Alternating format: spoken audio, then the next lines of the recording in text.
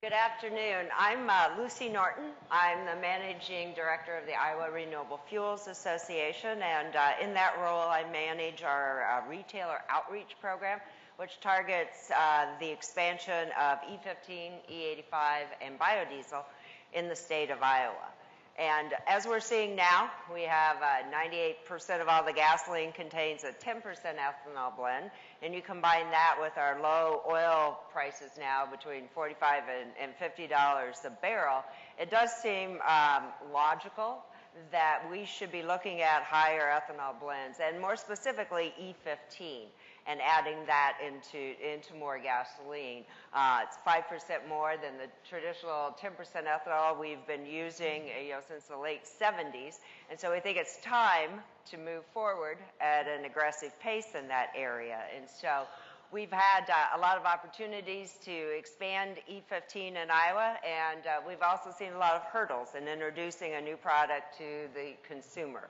And so today we have a panel who is going to share their experiences and their obstacles and their hurdles in bringing higher ethanol blends, bringing E15 to the marketplace.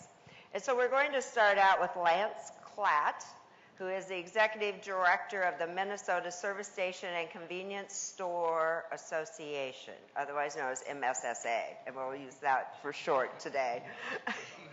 Since 1994, Lance has seen almost everything there is to see in the petroleum and convenience store business. He has been a sales representative for a C-store food distributor. He's been a marketing director of 170 convenience stores, and now he's moved into the role of executive director with the Minnesota Service Station Group. He also has served on the National Association of Convenience Stores Legislative Committee, and he was recently appointed by the Ag Commissioner in Minnesota to the Minnesota Biofuels Task Force.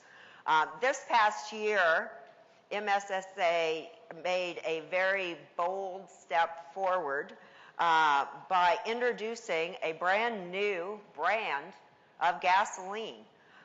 This is a group of independent retailers entering into petroleum branding. And so it's a very interesting story, and it's a concept that allows the independents in the state of Minnesota to control exclusive branding and to control their destiny. So Lance, will you share more with us, please?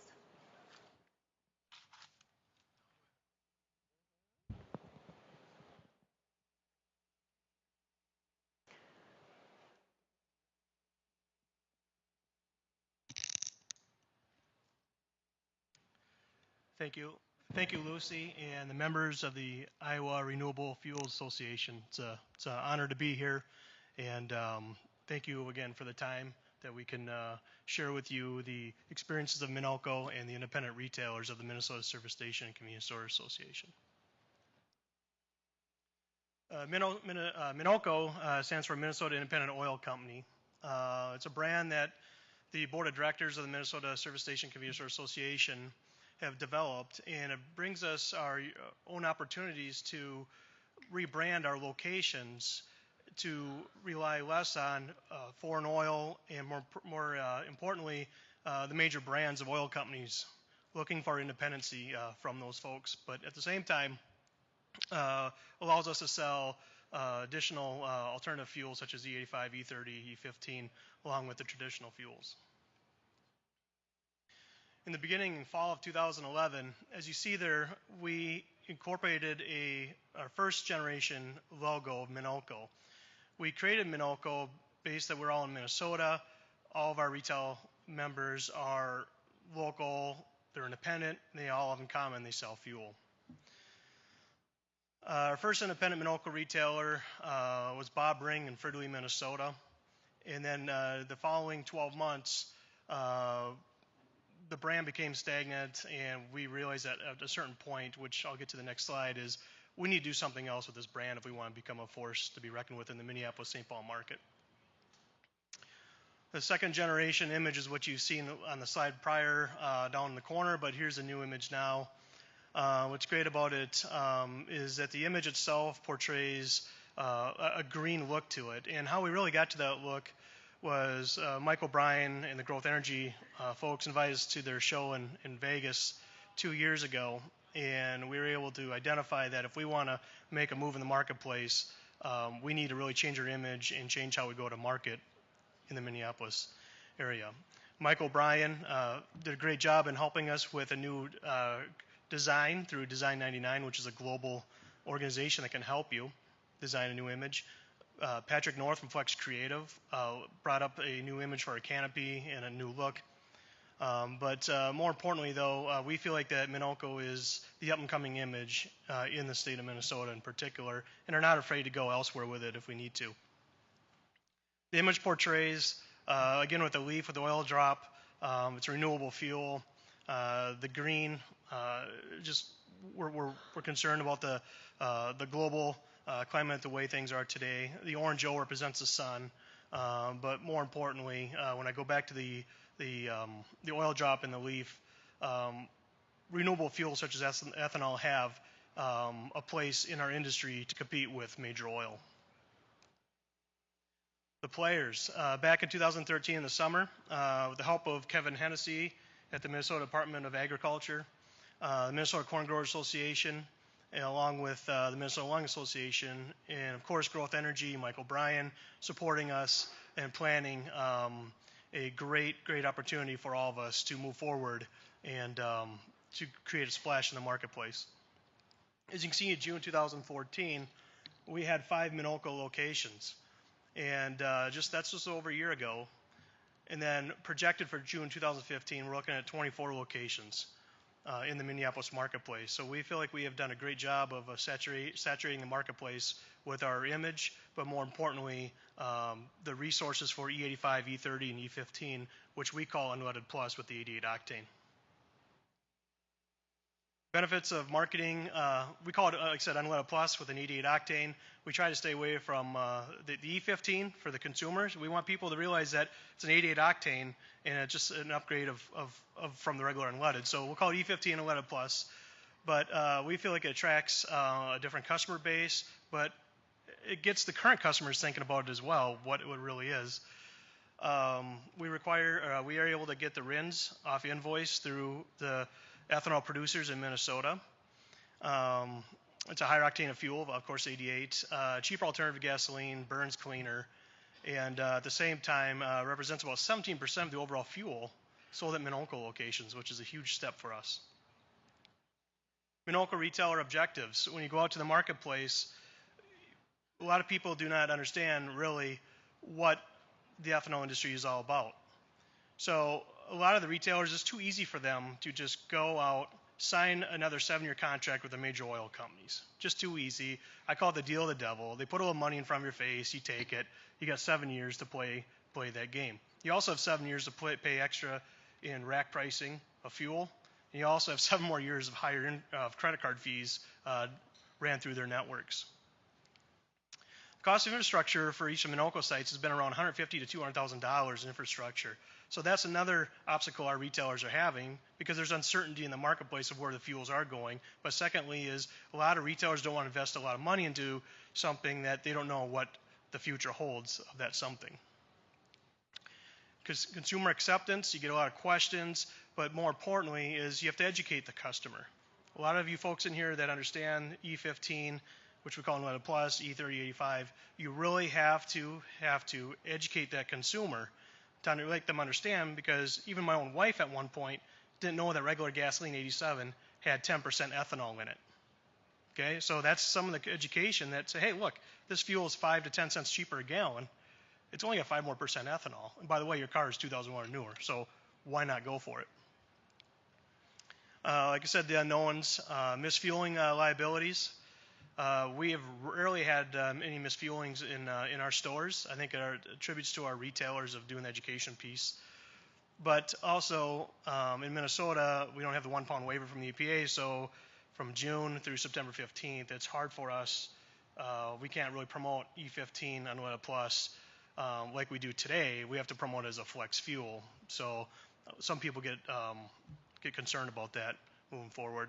But also creates an irritation with our retailers because now we have to relabel everything and re-educate the consumer and tell them why they can't purchase that fuel based on the guidelines. Customer acceptance, I touched a little bit about that a little bit. There's a learning curve with that. Majority of the consumers accept the fuel as a new product, according basically E15 and E30s. Less exposure, or actually less expensive than regular gasoline, but at the same time, once again, we have to educate these consumers. But E15 also supports their local economy with the farming community.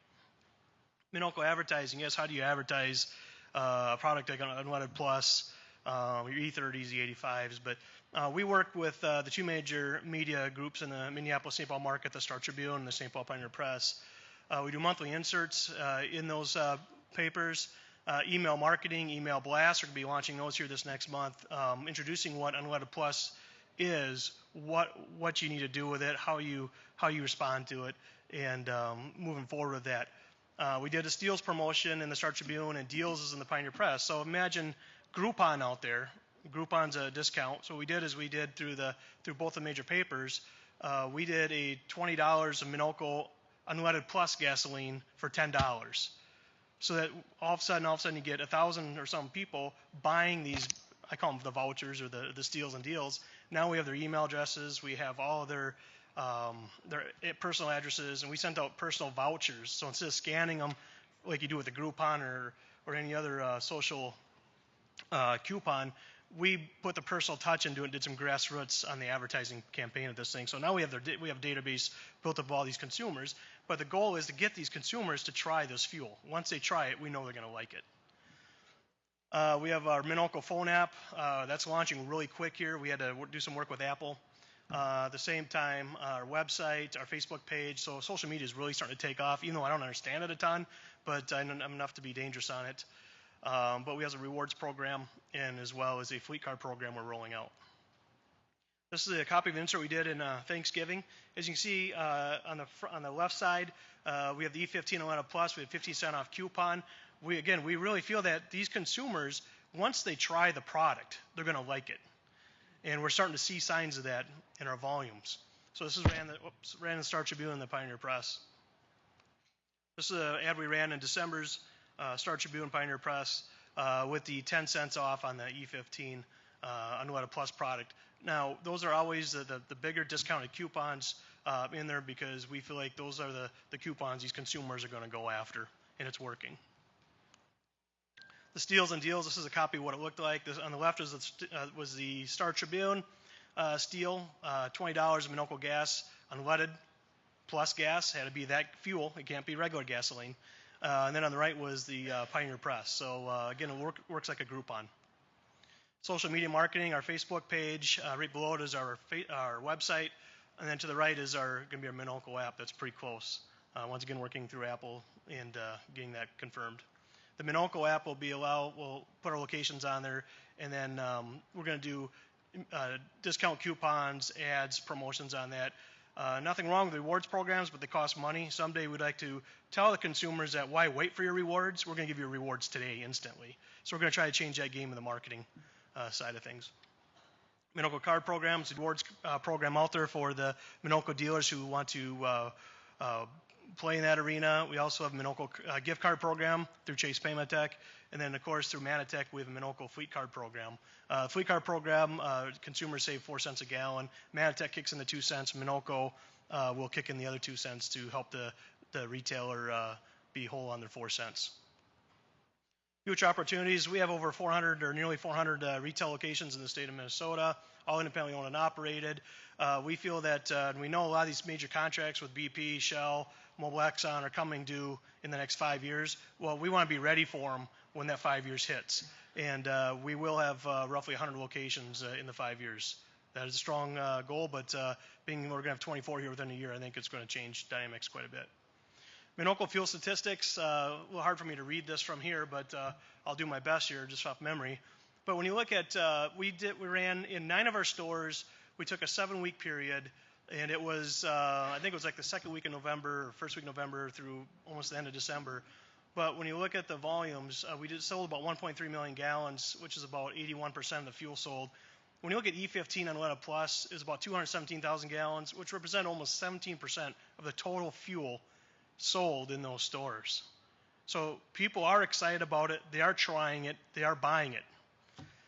Secondly, E85 is just under 1%, and then E30 is 1%. So we've sold actually, we feel like more E30 is going than the E85 is. When you look at the ethanol blends in general, the E15, the E30, and the E85, and I apologize, I goofed up on my decimals here, but out of those three brands, E15 represents 90% of our sales, with E30 being 4.5 and E85 being 5.5 or vice versa. It's hard for me to see this far. Future of E15, I really think it's promising. My retailers think it's promising. When you look at the price sign, you see the difference. You have Unleaded Plus on the top. We felt like one of my retail members explains it very well. He calls it a bigger mousetrap. And when consumers see the Unleaded Plus, they think of the higher octane. They see that it's a cheaper alternative price to gasoline. And one of my retail stores on Sunday sold 1,600 gallons of E15, which I call Unleaded Plus again, and he sold 1,300 gallons of regular 87. So the tables have turned at his location. But he's educating the consumer. The consumers are looking for it, and the consumer's getting a cost break on it. Okay? So when the gentleman here was talking about why isn't Holiday doing this, Quick Trip doing this, it's going to take a little time, but we're moving the needle. And it's going to take a little more time than we want to, but it's happening. But the infrastructure needs to be there. It's kind of the Field of Dreams scenario. Build it and they'll come. I really believe you build it, they will come to your location. But last year we were working with Kevin Hennessy at Department of Ag, Weights and Measures, Corn, Ag Growth Energy. We're trying to create E15 as a new mid-grade in Minnesota to be recognized as a new mid-grade. We think that's coming in the long run. The only holdup was that I think the PCA looked at a financial opportunity on their behalf, and I think we kind of yanked the rug out from underneath them for a little bit to make them think about it. But secondly, I think it is going to be the future. But more importantly to me, I think someday oil will be the alternative fuel. Once again, thank you for allowing me to come down here and speak to all of you guys and gals. And it's been a really, really fun year. And you know what? I think it's going to be even a better and even a more fun next 5 years. Thank you.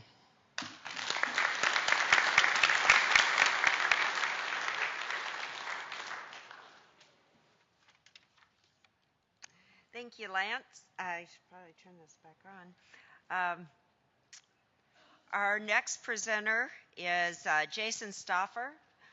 Jason serves as the manager of retail fuels marketing and business development for Star Energy, which is a division of Growmark. They're headquartered in Manson, Iowa, and serves customers up in the northwest part of the state through more than 20 branded retail locations. Jason is responsible for the management of the retail fuels marketing, which includes the marketing strategies to increase energy sales, the advertising, the promotion, campaigns, all that goes along with that. We know retailing fuels is a very complicated business, and Jason has found a way to incorporate higher ethanol blends into Star Energy's business plan. So he has 18 years experience in the petroleum business, and in 2014, Iowa Secretary of Agriculture Bill Northey awarded Jason the 2014 Ethanol Marketing Award. So, Jason?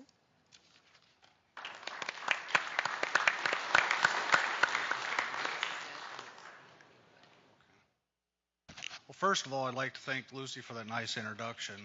She did a good job covering the Star Energy and the Growmark system. One of the things I really appreciated when I got the call from Lucy to come and talk to you guys was not only to sit here and talk about the success that we had with E15, but to also talk to you about some of the hurdles that we came up with.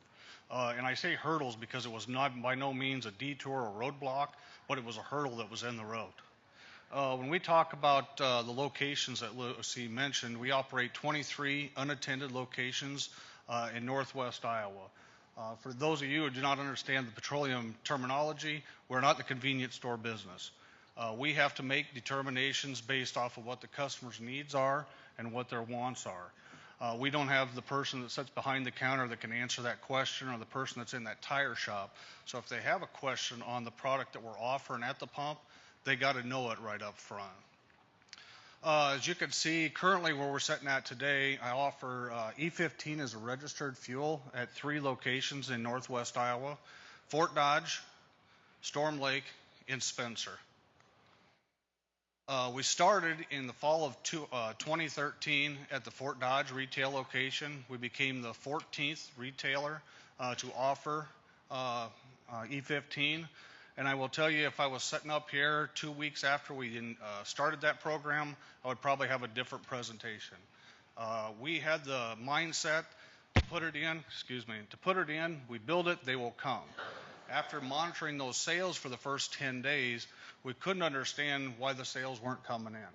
I was sitting here looking at the publications, understood the value, all the advantages that came along with E15, but the public wasn't seeing it.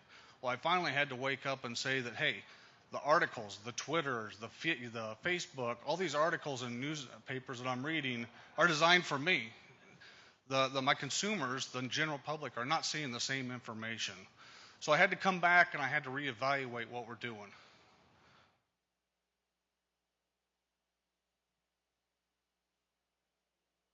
There we go. So what we had to do is we had to sit back and say, okay, we understand this product, but now I've got to educate and I got to promote to my end users to make this a viable product that we need to be offering at our locations. So we sat back and said, what kind of information can we get? So that's when I reached out to Iowa corn growers and to Lucy and said, here's what I'm running up against, what kind of information and how do I go to market with it? So then what I did is I came up with a marketing plan. My strict marketing plan was focused around it's another choice. If you remember, last year in 2013, we started to go with V-grade gasoline here in Iowa. So we were pulling buttons out of our blender pumps. What it did is said, hey, we're going to offer you another choice. Our customers, most of people in Iowa don't like the word mandate or don't like to be forced to use a product or to be told they have to use a product. I felt that if we could just educate these people, our customers and the public on what the advantages are that come along with E15, that they would come and they would buy E15 from us. So that's when we just designed this whole marketing concept around, we just have another choice for you. And of course, with any program, we got to monitor the sales and the activity that come along with it, because we're not going to do something if we're not going to be profitable at doing and if we're not going to see the sales that are generated by what we're doing. So first of all, we had to start with our internal communications. We had to get the people who work close at those locations, get the Star Energy employees understanding the same thing that I'm seeing, the same thing that I understand about E15. So that way when our consumers did run into them or they were talking to their customers about E15, we had the same common language. We were talking the same thing to everybody, and it was consistent across the board. We did this through email communication, we did this through meetings, and a lot of one-on-one, face-to-face. We had to communicate to our customers, and we stuck with that concept of another choice campaign. Now, when I mentioned earlier, I'm not in the convenience store business. My stations are unattended, there's nobody there. So what we had to do is we had to dedicate time. We were committed to putting E15. I just had to communicate and commit to educating the consumers and the public about the positives and the attributes of E15. So what we did was we had a pretty good email list of our current book of business, especially the commercial account. So I started that email correspondence to them, those talking points on E15 and that there's another choice that's available for you in Fort Dodge. We also did it in person. And when I say in person, you guys remember what last winter was like. It was not 55 degrees like we're sitting out here today. It was cold. But I was dedicated to grow E15 sales. So when it was 10 degrees or 10 below, we would spend 2 or 3 consistent days at those locations, namely Fort Dodge, shaking hands, pumping gas, offering them those customers a choice to fill with E15. What it did was they were happy with it. They seen the performance. They liked the higher octane. It was just overwhelming the response we got back. We found that those customers were not only believed in it, they were also explaining it to their family members and other people out there, which started to see our sales grow. And instantly, and I can't tell you good enough that it was within about 10 days after us doing that face-to-face at the pump with these people, the volume started coming around. And they really appreciated us spending that time talking with them and educating them on E15. And then, of course, like I mentioned earlier, we had public awareness. I reached out to Iowa corn growers with Brooke Kearns and Lucy Norton with Iowa Renewable Fuels Association. I wanted to make sure that the information that I was giving them was the same message that was being sent out by those groups, so that that the reliability and everything that we were telling coincided and matched up with what they were communicating. Here's a mail piece that we sent out when I talked about it. It's very busy for you guys to read, but the points that I wanted to point out of this email and these handouts that we handed out at locations, the bullet points I wanted to pull out is this. We're not requiring you're not required to push the button that says E15, but it's another choice. Also, we showed them a picture of the pump. Said, here's the pump. When you come to the pump next time, hey, this button is now there, and this is what is behind that button. And simply, ultimately, is just try one tank of it. If you guys don't like it, the next time you come back, all you have to do is just push the other button, and everything goes on. What we found was they did like it. I think it was a good year to try E15. It was cold. The benefits that carry along with E15 carried into it, and we consistently seen the sales grow along that route. And we talked that, the higher octane and the better performance, and that is what we continually talked to all of our end users about. And they seen it, and we were getting the good feedback from them at that time too. Now, the results that we've seen from this campaign are this. 26% of our sales are E10, and almost twofold out of the 3 locations, we're seeing 47% of our sales being E15 today. So from that little bit of work that we put in, what we say is getting 3 foot away, meeting with those customers, setting days at the pump, talking to them truly about the advantages of E15, and then letting them have the choice, not telling them that they need to use it, they have to use it, but just educating them, has turned around to be one of our best-selling products at those 3 locations. And it truly is, I believe, the customer's true choice. Okay. Oh, okay. Thank you.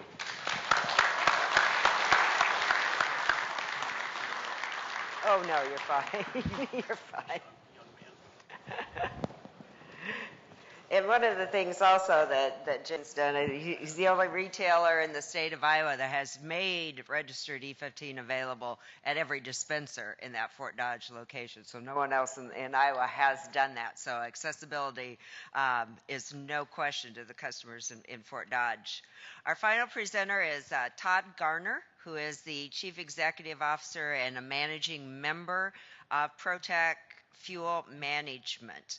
He's a 30-year veteran in the energy industry, working in all sectors from production to refining to logistics and risk management.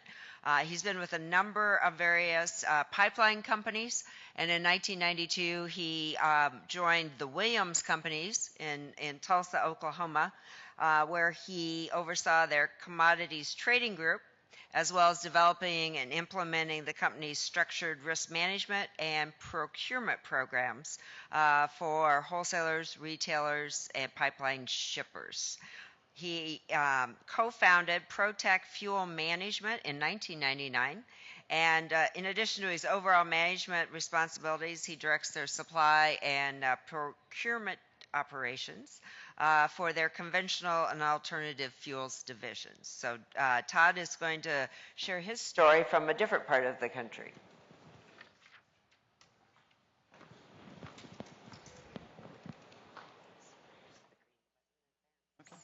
Great. Thank you, Lucy, and I'd like to thank everybody with the Iowa Renewable Fuels Association for the invitation to come out and speak today. I don't want to bore you too much with what Protec Fuels is. Essentially, Protec Fuel Management, the best way to put it is we are a turnkey provider of ethanol fuel solutions to retailers, municipalities, airports, you name it, across the country. We're not a retailer. We do have a lot in common with these gentlemen up here at the table. We all have the same issues. I'm always a little surprised. I would have thought, I don't make it to the Midwest too much, but I would have thought that being in the Midwest, to hear their issues with customers and trying to get people to use fuel, the E15 and E85, that it would be a little bit easier of a sale, given that, you know, it's what helps this economy operate. But being in the business for 30 years, I've come to realize that buying patterns in gasoline from the consumer make no sense whatsoever. It's hard to do research and determine. We can sit here all day long and try to determine why they go to a station, why they don't choose that fuel, but it's almost impossible to determine. So I'm going to tell you a little bit about Protec Fuel, and the real reason I'm here is to tell you what we're doing to promote the E15 and E85 outside the Midwest. Like I said, we're not a retailer. I would classify us as an ethanol solutions company. We're probably the biggest promoter of ethanol outside the Midwest. We've been in the ethanol, I guess, fuel side of the blending business for almost 9 years now. We built the original, we have 300 E85 sites really across the United States, from Texas to Florida, up the East Coast, a little bit in Ohio and Indiana, but we don't really move, like I said, into the Midwest. Our primary customers are convenience store chains, food service and grocery store chains, high volume retailers. We have a large amount of municipal entities, rental car companies, you name it, that is our market share. Do we have a lot of those promoting E85? We're getting there. And then since the introduction of the E15, we're now going back to those sites and trying to get the E15 market up and going outside. Like I said, if you think the E15, E85 ethanol sell is tough in the Midwest, try doing it in Miami, Florida, Atlanta, Georgia. You'd be even surprised, Houston, Texas, Dallas, et cetera, being a big oil state. It's a tough sale, but I think, like we said earlier, we're making a lot of headway in getting these retailers. And it's not just the retail market. I mean, you think about how many rental car companies there are out there in the United States at these airports. Almost every one of those cars is a E15, E85 compatible with fuel. So we're trying to get as many consumers as we can to start using these various fuels. The thing that separates us a little bit, like I said, about Protec Fuel is we provide a turnkey package to our customers. A lot of retailers, you know, the first thing they say when we come up and talk about E15 or E85, they're like, I don't know anything about it. I heard it damages this. I don't want to mess with it. How do I know how much money I'm going to make? Essentially, that's what Protec Fuel does. There's really nothing that we don't do for that retailer, for that rental car agency. We handle the fuel supply. We handle the logistics. We handle every aspect of that business for them, so that it makes it a simple transition. This is really our area that we're located in. Not so much, we do have Nebraska, Kansas, but mainly our stronghold is that Gulf Coast and the southeast part of the United States. Our turnkey solution is we actually go in. The worst thing you can do is go in, spend the money to retrofit a retail station or a rental car agency or a bulk facility at a municipality and underestimate the amount of fuel that you're going to move through that site. And believe me, retrofitting a station is not a minor task. Stations were built 30 years ago, 20 years ago. There's new stations, so it's not an easy task. So we go in and do feasibility studies. We do site surveys. We know how many flex fuel vehicles are in the area. We know how many 2001 cars are in that area. We know where their fuel.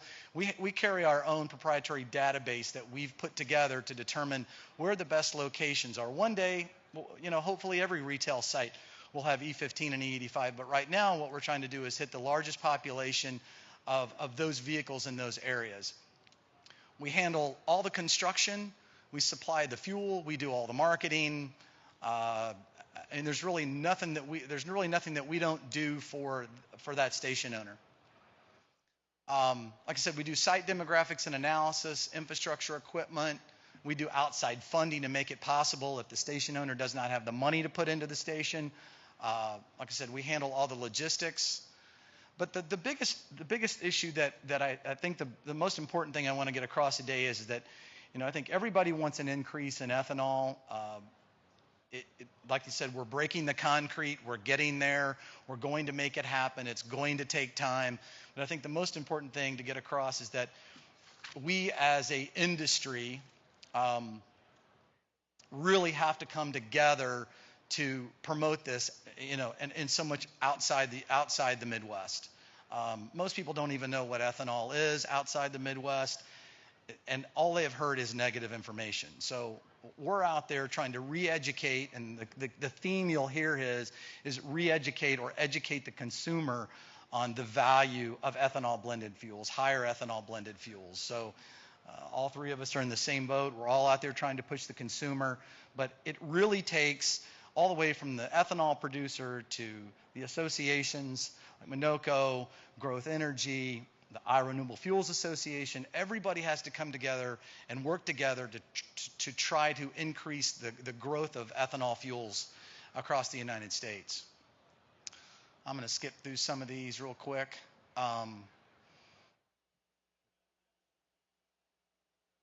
One of the things that I wanted I'd like to make an announcement real quick too.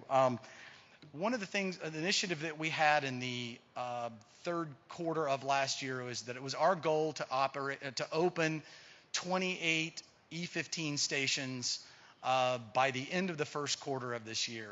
And we are on our way. The holidays and Christmas time definitely slowed us down from a construction standpoint.